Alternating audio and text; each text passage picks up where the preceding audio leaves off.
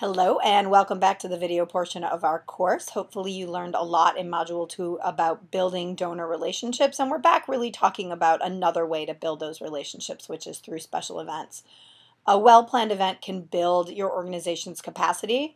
I have learned this from personal experience. I know that sometimes events don't make as much money as we would like to see them make, especially the first time we have an event, but what's cool is that events can become annual gatherings that people get used to, and then more and more people come. People bring their friends. If it's a good event, if people enjoy themselves, if they feel inspired to give to your organization and they feel inspired by your mission, you can really build a really popular event around your mission, the work you do, and usually people enjoying themselves.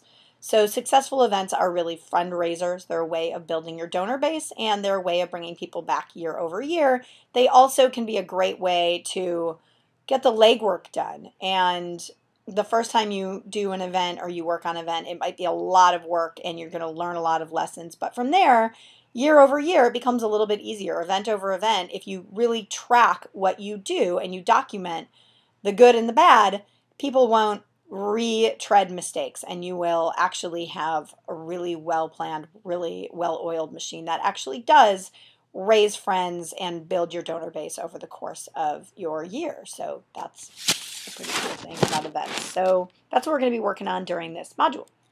So when you attend an awesome event, it seems like it's pulled off effortlessly, but the truth is it takes a lot of detailed planning, people power, time to do that, to make that happen. So in this section of the course, we'll be exploring 3 ways of creating a special event. First, envisioning the event. Second, planning it.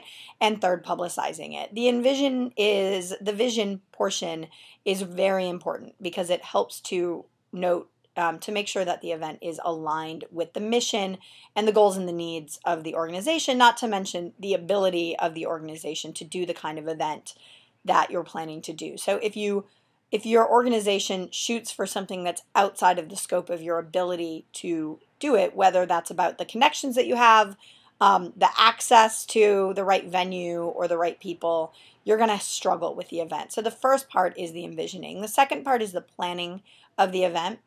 Events must be thoroughly planned, designed, and coordinated.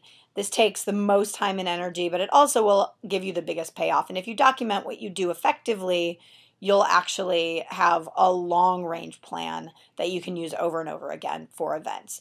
The final piece of our puzzle is publicizing. If it's not publicized well, people won't come.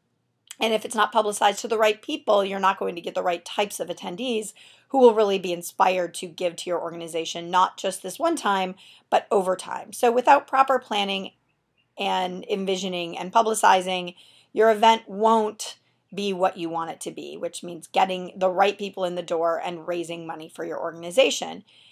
And finally, you have to think about executing the event. If you do all those things, envision, plan, and publicize well, your event itself will be about your plans and troubleshooting and enjoying yourself. You'll always run into logistical issues, but if you do all the legwork beforehand, you'll be able to manage those without everything falling apart. So all of these pieces are very important, and that's what we're going to be dealing with in this module number 3. In module 3, we're going to attempt all these 3 things that we just talked about: envisioning, planning, and publicizing, to raise $50,000 for Community Kitchen. So the first piece the envisioning piece will require you to think creatively about how Community Kitchen can design an event that creates a real fundraising opportunity, considering the personality of the organization and what the organization needs and what the organization is trying to accomplish. The second piece, planning, will ask you to think about how to create an event partnership that benefits Community Kitchen and their potential sponsors through the creation of appealing incentives in levels of support. So how can you plan the event that includes bringing in community members, bringing in organizations, corporations, etc. And the final part is publicizing, and you're going to write a press release. You're going to write a press release that helps to effectively publicize the event, and it's going to be exciting and it's going to be enticing so that people actually want to come, and so that potential sponsors and stakeholders understand what they're going to get out of the event. So by successfully envisioning, planning, and publicizing our event, we can raise up to $50,000 for Community Kitchen. So thank you so much for all of your work so far. I can't believe that it's this far into the course already. And if you need me, as usual, you can always send me messages through the messaging system. I will try to respond to you as quickly as possible.